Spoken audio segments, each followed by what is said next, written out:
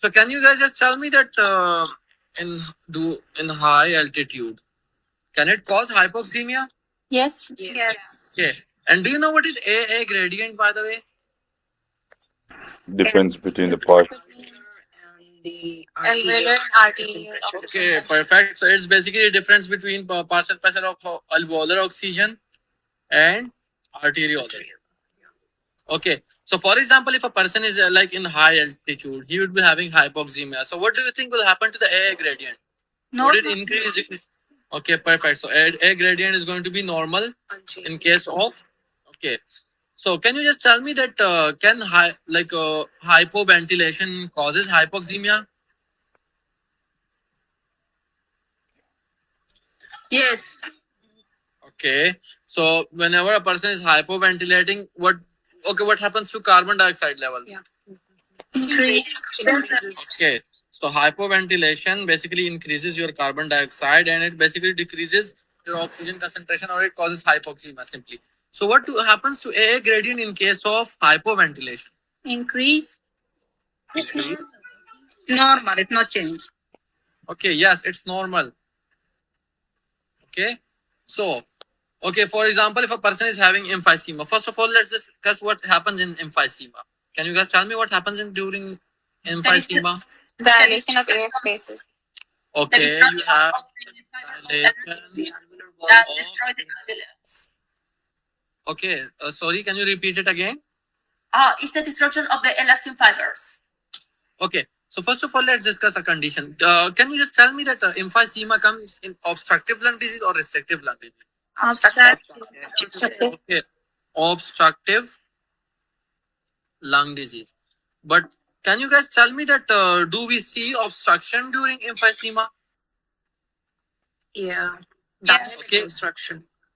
So how these dilated air space can cause obstruction? Anyone who can tell us? It's the dynamic obstruction. Okay, dynamic. Yeah, it's Air not is like coming something in, but physical. it cannot go out.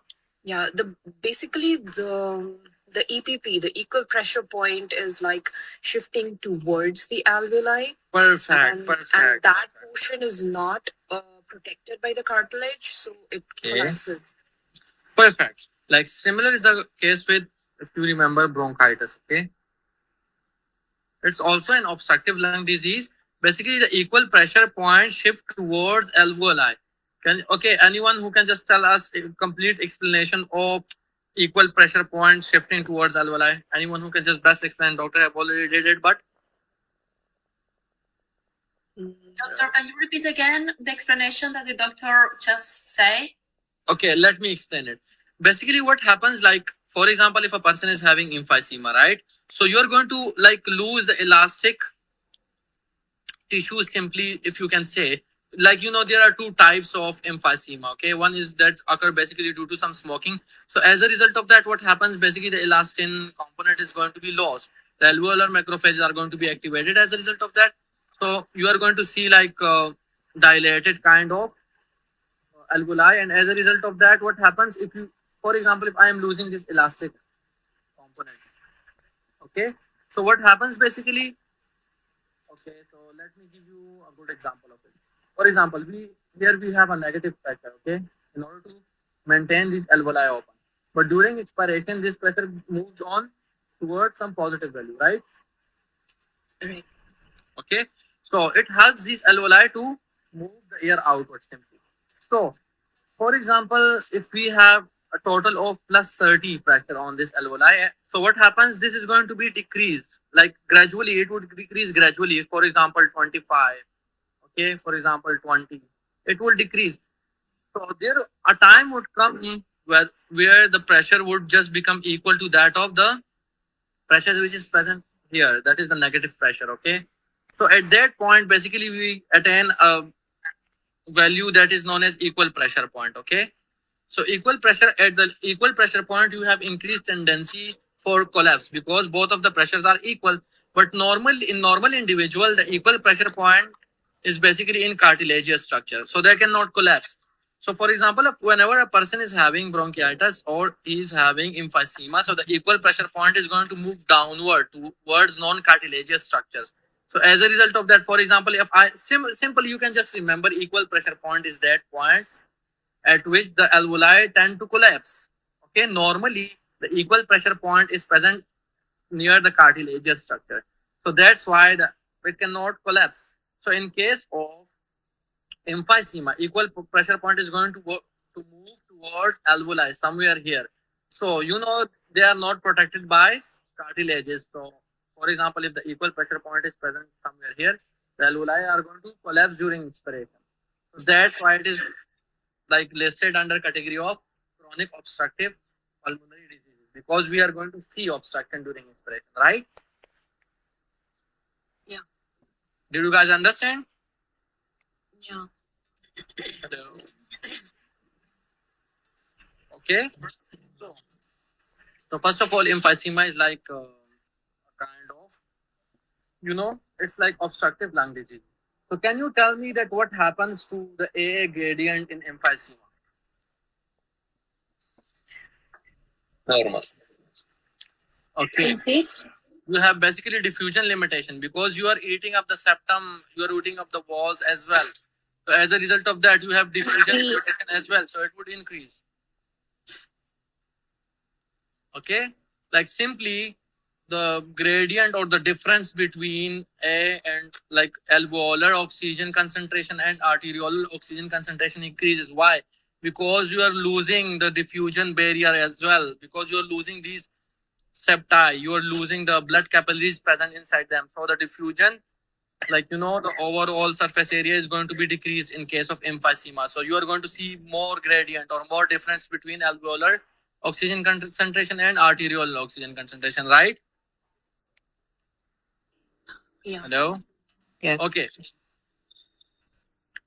So now let's discuss the effect of aging on lungs. Okay?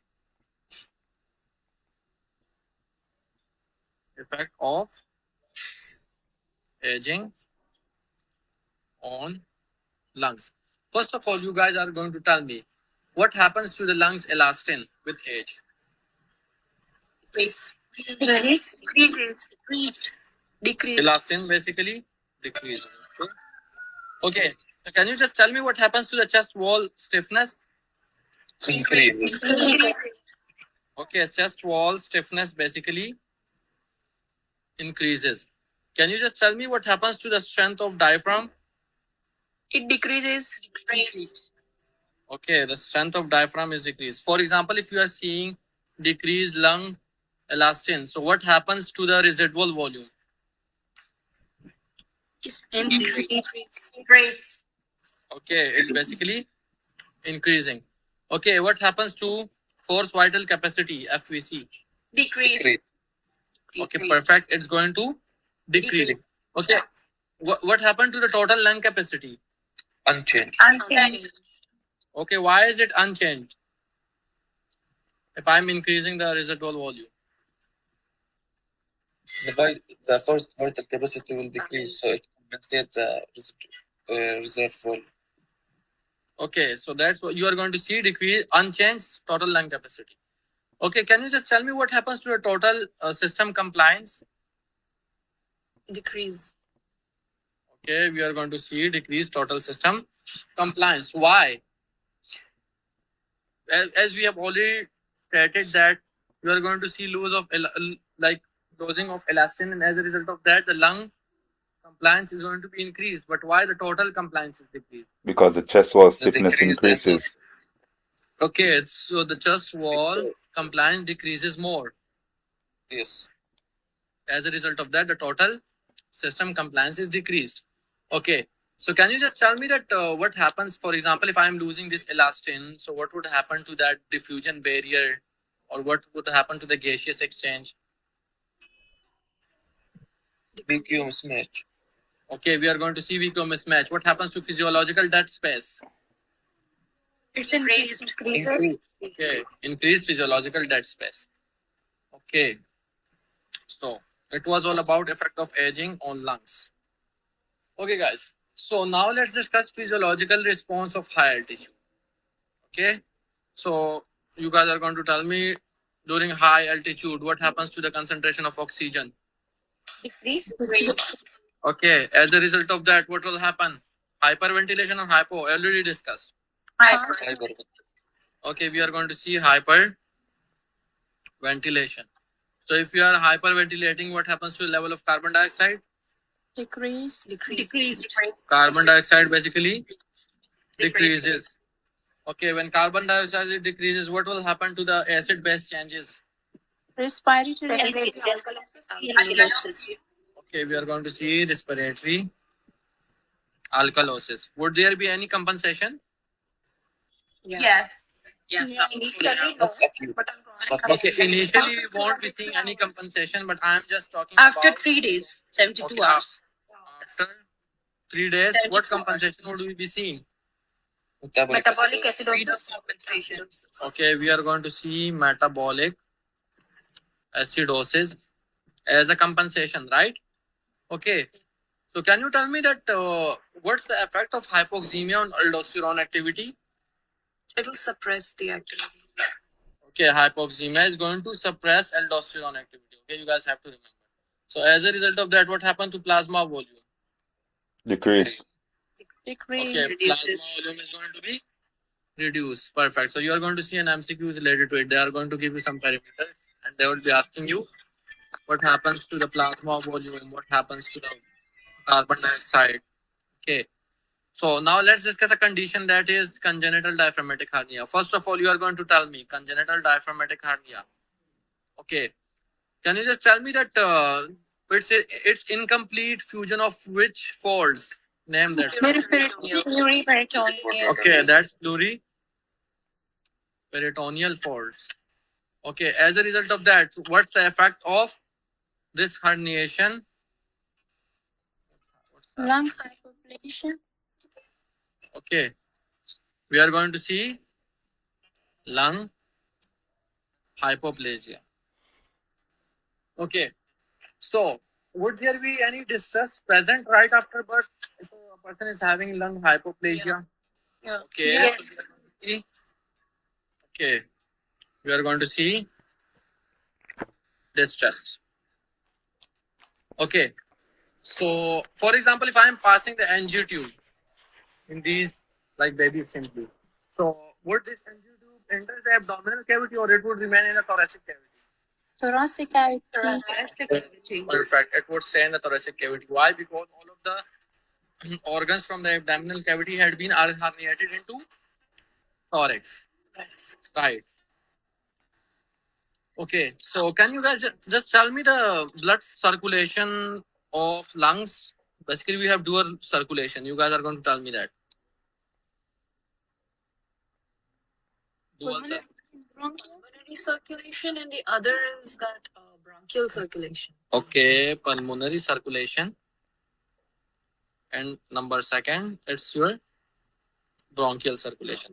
So can you just tell me that bronchial circulation after the blood came, like the venous blood come out of, like, you know what's the basic idea of bronchial circulation? Basically, it's a blood supply for the lung parenchyma, right?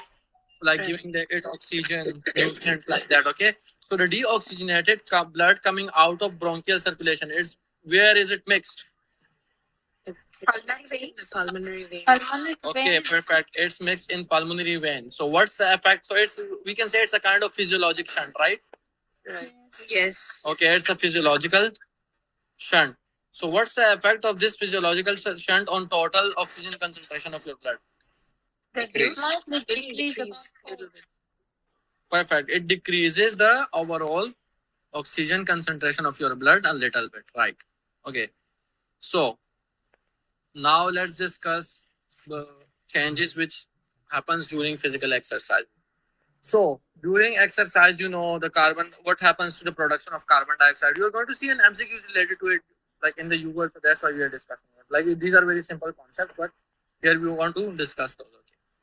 Okay. So what happens to the production of carbon dioxide during physical exercise?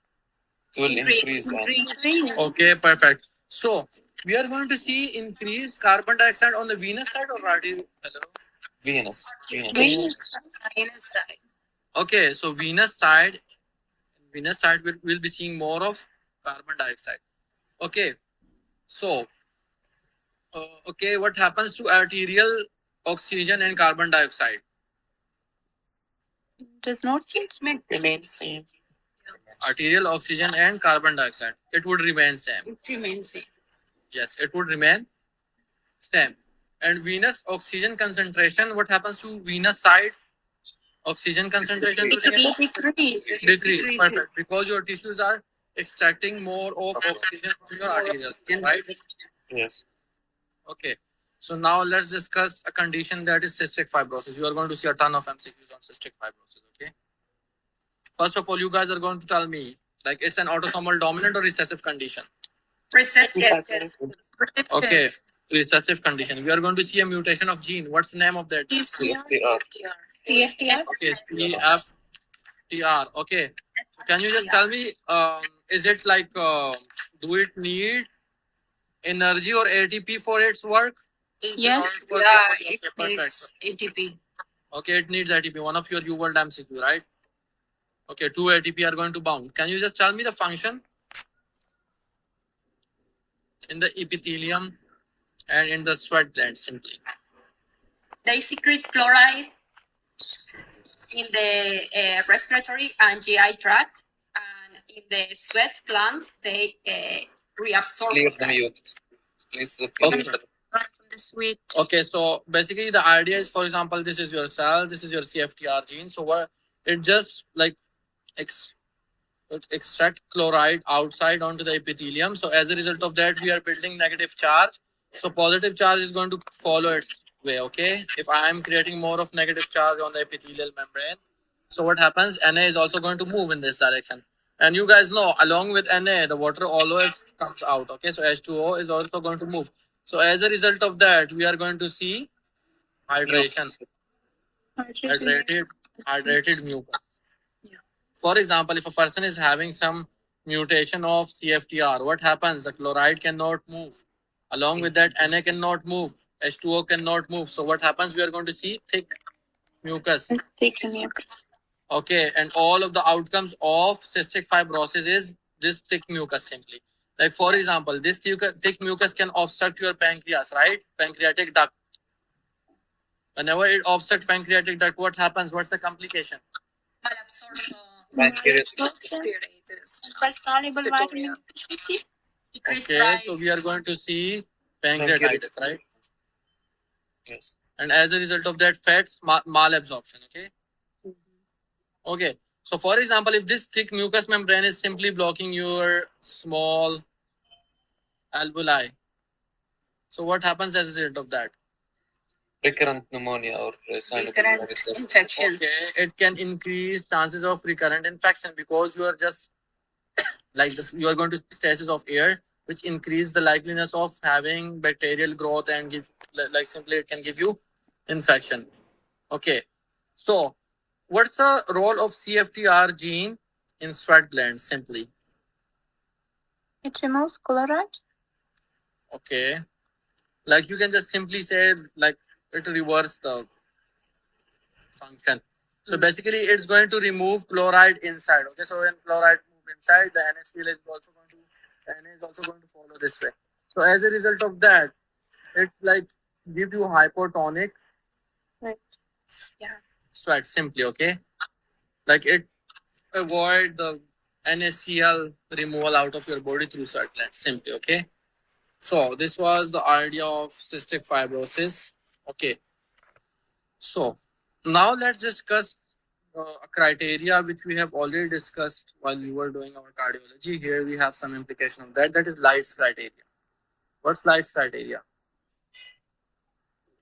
Is the differentiate the type of Okay, exudative exudative and transudative effusion. In order to differentiate exudative and transudative edema or effusion, we use a Light's criteria. Okay, what's specific for exudative? Can you guys tell me what will happen to the serum protein? Plural. LDH on plasma LDH more than 6. Okay, the plural compared to serum protein, it would be greater than More than 0.5. Yes. Right? What happens to LDH? More than 0.6. Increase Okay. also. Greater than 0.6. Okay. Yeah, sure. Thanks. Okay, so like basically it indicates towards some inflammatory process, right? Because inflammatory process is going to increase the membrane permeability, and as a result of that, these big structures, for example, the protein can simply leak out. Similarly, you are also going to see some destruction there, so LDH is going to be increased. Okay, what happens in transudative effusion? Like for example, if a person is having cardiogenic shock, so what happens? Increase hydrostatic pressure. Okay, increased hydrostatic pressure is going to push all of the fluid outside, giving you edema. Okay, that would be transudative edema. So basically, what happens to a serum protein, serum LDH? All decreased. Okay, that there would be decreased, or there won't be any, like, as compared to that of serum, you won't be seeing rise of this serum protein LDH. Okay. Okay, so can you guys tell me that what's malignancy effusion? Is it transudative or exudative? Exudative. It's Like for example, if a person is having, okay, for example, if a person is having some malignancy, let's suppose adenocarcinoma. So Yeah. what do you think? It's an exudative or transudative? Exudative. Yes, it's exudative. So it would come in the exudative. Okay, can you just tell me that some of the reasons? For example, if a person is having localized okay, he's having localized lung inflammation. So these malignant cell, for example, if these malignant cells metastasizes the pleural space. There is Okay, an so obstruction of lymphatic circulation, lymphatic circulation. okay, perfect. So it's the role of your lymphatic circulation in order to remove these cells, right? Yeah. Okay. So if we have any like disruption of these lymphatic vessels, so they can just simply stay and they can give you effusions there. Okay. So here's an important implication you guys are going to tell me. We have already discussed it in cardiovascular as well. For example, if I give a person with COPD, I give him 100% oxygen. What will happen to his respiratory rate? Increase or decrease? Decrease. Okay, can you just tell me the pathophysiology or the reason why are we going to see decrease respiratory rate?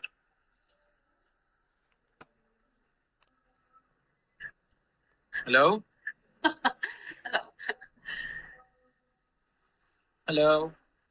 Anyone? So when you give oxygen, get to dilatation, and that will shift the blood from the ventilated.